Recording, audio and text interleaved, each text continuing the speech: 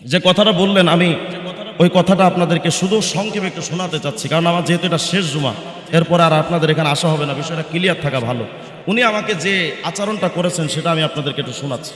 লোকজন কিছু করলে আমি সেটা আপনি সমাধান অতিরিক্ত করব। কথা বলে ফেলাইতেছেন। এই মিয়া কথা শুনেন। আপনি হ্যাঁ, অতিরিক্ত কথা বলতেছেন। আপনার কথা আমি স্বীকৃত করবো, আমার কি ঠেকা পড়ে গেছে? আমি ওখানে ছিলাম। আপনি আমাকে যে ধমক দিলেন, পৃথিবীতে আমাকে ধমক দেওয়ার মতো সাহস আলহামদুলিল্লাহ কেউ পায় না। আপনি এই সাহসটা কোত্থেকে পেলেন? আপনি তুই কে তো বেটা আমাকে ধমক ফেরাউন হয়ে দেওয়ার? গেছ। তুই তো বেটা ফেরাউন হয়ে গেছ। তুই বেটা ফেরাউন হয়ে গেছ। আচ্ছা ঠিক আছে।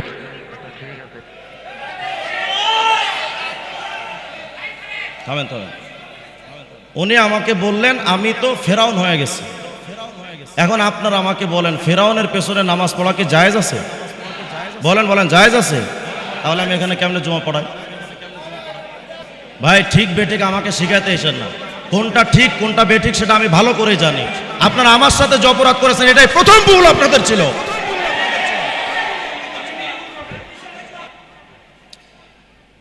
মুসল্লি ভাইরা,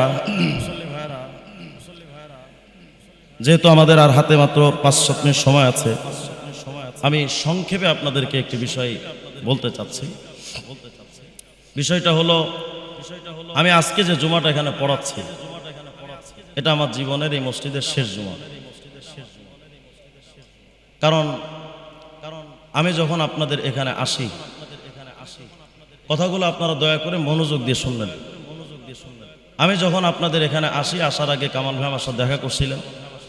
আমি কামাল ভাইকে বলেছিলাম যে ভাই আমাকে নেওয়ার আগে একটু ভেবে চিন্তে নিয়েন। কারণ আমার 1 নাম্বার মানসিকতা হলো আমি কোনোদিন কারো গোলামি করতে শিখিনি। এটা আমার আগের থেকে আমার তবিয়ত, সৃষ্টিগতভাবে আমি অফিসের মধ্যে বলেছিলাম যে আমি সৃষ্টিগতভাবে এমন, আমি কোনোদিন কারোর গোলামি করার মানসিকতা লালন করি না। যে কারণে আমি অন্য মানুষের মাদ্রাসায় চাকরি করি না জীবনে। আমি আল্লাহরে বলছি, আল্লাহ আমার 5 ওয়াক্তের ইমাম বানায়েন না, কারণ এই 5 ওয়াক্তের ইমাম বানাইলে গোলামি করা লাগে।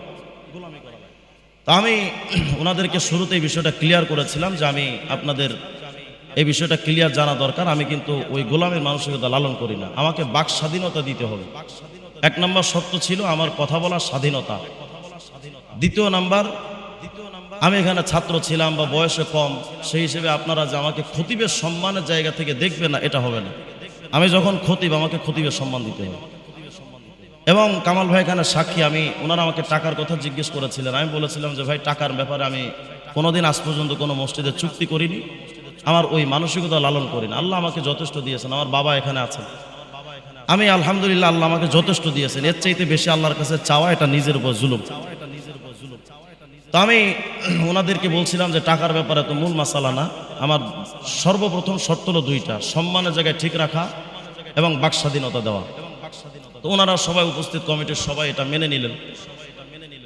নিয়ে শেষ পর্যায়ে আমি তো মনে করছি বাস তারা তো মেনে নিয়েছেন, অসুবিধা তো নাই।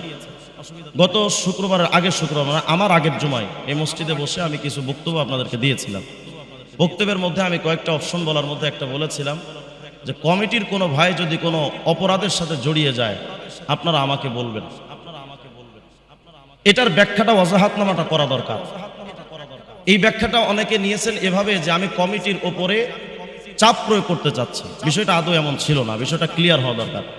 আমি বোঝাতে চেয়েছিলাম যে এই মসজিদের আগের অনেক কমিটি ছিল, আপনারা সবাই জানেন এখানে কোটি কোটি টাকা দুর্নীতি হয়েছে। সত্য না মিথ্যা? যে কারণে অডিট রিপোর্টও পেশ করা হয়েছে, এজন্য আমি তাদেরকে ধন্যবাদ জানাই। তাদের আইনের আওতায় আনা দরকার। কোটি কোটি টাকা দুর্নীতি হয়েছে। আমাকে বলেন প্রতিবাদ করেছে কে? এই 16টা বছর এই মসজিদ থেকে প্রতিবাদ না হওয়ার কারণে বেপরোয়াভাবে তারা আত্মসাৎ করার সুযোগ পেয়েছে। যদি এই মসজিদ থেকে সরাসরি এগুলোর প্রতিবাদ হতো, কোনো জালেম এখানে চুরি করার সাহস হতো না, কিন্তু কেউ প্রতিবাদ করে নাই। আমি চেয়েছিলাম যে এই অন্যায়ের পুনরাবৃত্তি যেন এই মসজিদে আর দ্বিতীয়বার না ঘটে। যদি কোনো লোক কমিটির মধ্যে এসেও যদি দুর্নীতি করার, অপরাধ করার সুযোগ পায়, আপনারা বিশ্বাস করবেন কিনা জানি না, সেই লোকগুলো এই মাদ্রাসা মসজিদের আলেমদেরকে গোলাম মনে বানিয়ে রেখেছিল। অনেক আলেমের সাথে অপরাধের চূড়ান্ত ধাপে উপনীত ছিল। অনেক আলেমকে এরা হাত পর্যন্ত গায়ে তুলেছে, এটার প্রমাণ আমার কাছে আছে। হাত পর্যন্ত উঠিয়েছে গায়ে, কোনো প্রতিবাদ হয়নি। আমি চেয়েছিলাম যেহেতু বর্তমান কমিটি তারা সংস্কারের একটা মানসিকতা লালন করেন, বিশেষ করে বৈষম্য বিরোধী ছাত্ররা তো আমাদেরকে সংস্কার করতে শিখিয়েছে। তাদের জন্য দোয়া করেন, আল্লাহ তাদেরকে ভরপুর কবুল করেন, যে আমাদের এই সংস্কার করা একটা মানসিকতা তারা তৈরি করে দিয়েছে। তা আমি চেয়েছিলাম, যেহেতু তারা সংস্কারের মানসিকতা লালন করে, সুতরাং আমি চাইছিলাম যে এরকম কোনো অন্যায় বা কোনো অপরাধ যেন এই মসজিদের সাথে না ঘটে। যে কারণে আমি বলেছিলাম যে যদি কেউ অন্যায় করে আমাকে বলবেন, আমি এটার প্রতিবাদ করবো, কারণ আমি তো এখানে চাকরি করতে আসিনি, আমি জাস্ট খেদমত করতে আসছি। এই কথা বলার পরে জুমার নামাজের পরে আমার সাথে গিয়ে আপনাদের এই মসজিদের প্রধান উপদেষ্টা আসগার সাহেব এবং কামাল ভাই ওনারা গেলেন। আমার কাছে ব্যাখ্যা চাওয়া হলো, এটাই প্রথম অপরাধ, আমার কাছে ব্যাখ্যা চাওয়া। কারণ আমি আগেই বলেছিলাম আমি কৈফিয়ত দিতে পারবো না। এটা যদি আপনারা মনে করেন অহংকার, তো এই মসজিদের আগের কমিটির রূপের কারণে এখানে যদি কোনো খতিব অহংকারের সাথে বক্তব্য দেয়, এটাই তার জন্য জায়েজ। অহংকারী দাম্ভিকদের সামনে নমনীয়তা দেখানো এটা জুলুম, দাম্ভিকদের সাথে দাম্ভিকতা দিয়ে প্রতিবাদ করা এটাই ঠিক। এটার আপনারা মানেন বা না মানেন, আমি এইভাবেই চলি, এটা আমার মেজাজ, আমার তবিয়ত। আমি তাদেরকে বলেছিলাম যে দেখেন, তারপর আমি জবাব দিয়েছি, যেহেতু আমার কাছে কৈফিয়ত চাইতে গেছে, আমি সুন্দর করে জবাব দিয়েছি, দেখেন আমি এই কমিটিকে মিনিং করে বলি নাই, আপনারা আমার কথাকে নিজেদের উপরে টেনে নিয়েন না। আমি চাইছিলাম এমন কোনো অপরাধ যেন দ্বিতীয়বার এখানে না ঘটে। যাই হোক, শেষ পর্যন্ত কথা হলো কামাল ভাইয়ের সাথে আমার, শেষ পর্যন্ত এখানে কামাল ভাই, জাকির ভাই, আরও কয়েকজন ছিলেন। শেষ পর্যন্ত কামাল ভাইয়ের সাথে আমার মুয়ানাকা পর্যন্ত হয়েছে। আমার কিছু কষ্টের কথা ওনাকে বলছি, কামাল ভাই বলছে যে হুজুর আসলে আমরা এইভাবে বুঝতে পারি না, আসলে যে কাজগুলো আমাদের হয়েছে বিষয়টা আমাদের ঠিক হয় না, আমরা এখন বুঝতে পারছি যেটা আমাদের কাজটা ঠিক হয় না। তো যাই হোক, আমি কামাল ভাইকে বললাম যে ভাই, যেহেতু আপনারা বুঝতে পারেন নাই, এটা নিয়ে আমার কোনো আর মানে কোনো ঝামেলা নাই, বাস যেটা গেছে 5 to 5। কামাল ভাই কেন সাক্ষী, আমি নিজে তাকে বলেছি, যা গেছে বাস বাদ দে। তো ওনারা আমাকে, আসগার সাহেব আমাকে বললেন যে আপনি এই জবগুলো কিভাবে দিবেন। আমি বলছি আমি লিখিতভাবে জব দিবেন। 4 দিন গেল, আমি রিপোর্ট, একটা অভিযোগ লিখতে তো একটু সময় লাগে, যে কোন কোন সমস্যাগুলো আমার ভেতরে আছে। মঙ্গলবারের দিন সম্ভবত, হ্যাঁ মঙ্গলবার, হঠাৎ করে আসগার সাহেব আমাকে ফোন দিলেন, যিনি আপনাদের মসজিদ কমিটির প্রধান উপদেষ্টা। তিনি আমাকে ফোন দিয়ে আমাকে বললেন যে আপনি এই কথাগুলো বলছেন, এটা নিয়ে তো মুসল্লিদের মধ্যে বিরাট সমস্যা, মুসল্লিরা তো আপনাকে নিয়ে বিরূপ মন্তব্য করছে।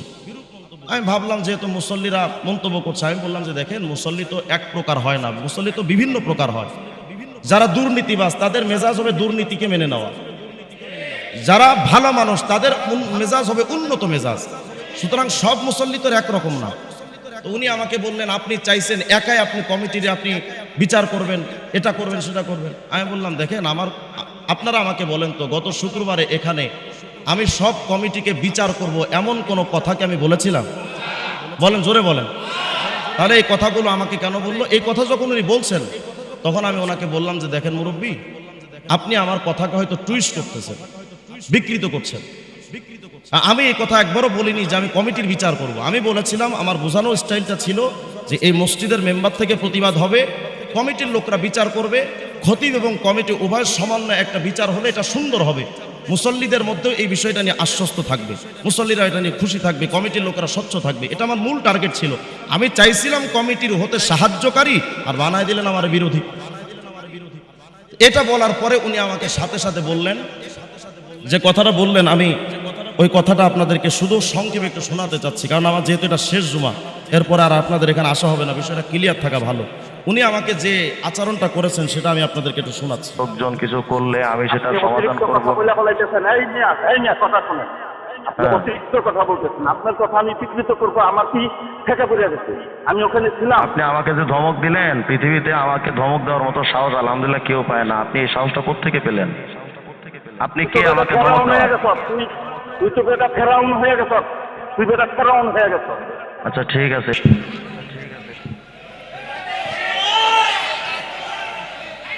থামেন থামেন। উনি আমাকে বললেন আমি তো ফেরাউন হয়ে গেছি। এখন আপনারা আমাকে বলেন, ফেরাউনের পেছনে নামাজ পড়া কি জায়েজ আছে? বলেন বলেন, জায়েজ আছে? তাহলে আমি এখানে কেমনে জমা পড়াই?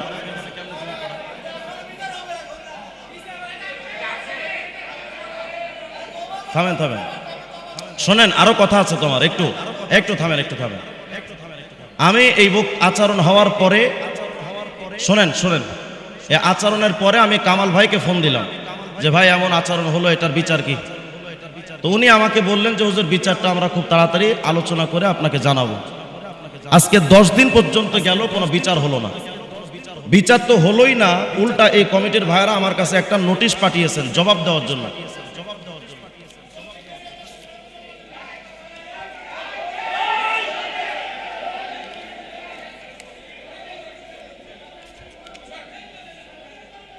বসেন বসেন, আমার কথা তো শেষ হতে দিতে হবে না, আমার কথা বলতে দিতে হবে।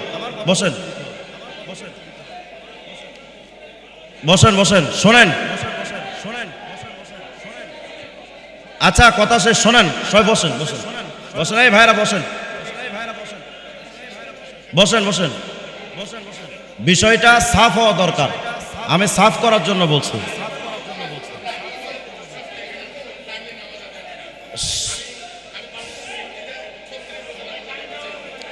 শেষ কথা হলো, শোনেন ভাইরা শোনেন।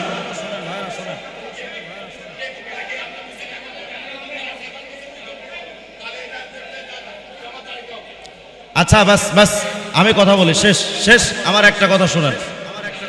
যে বিষয়টা যেহেতু হয়ে গেছে, এটার সমাধান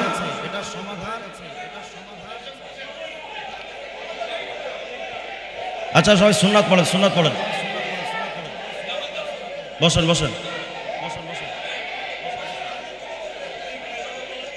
হ্যাঁ সবাই সুন্নাত পড়েন, সুন্নাত পড়েন। ভাই ঠিক বেঠিক আমাকে শিখাতে এসেন না, কোনটা ঠিক কোনটা বেঠিক সেটা আমি ভালো করে জানি। আপনারা আমার সাথে যে অপরাধ করেছেন এটাই প্রথম ভুল আপনাদের ছিল। সবাই সুন্নাত পড়েন, সুন্নাত পড়েন।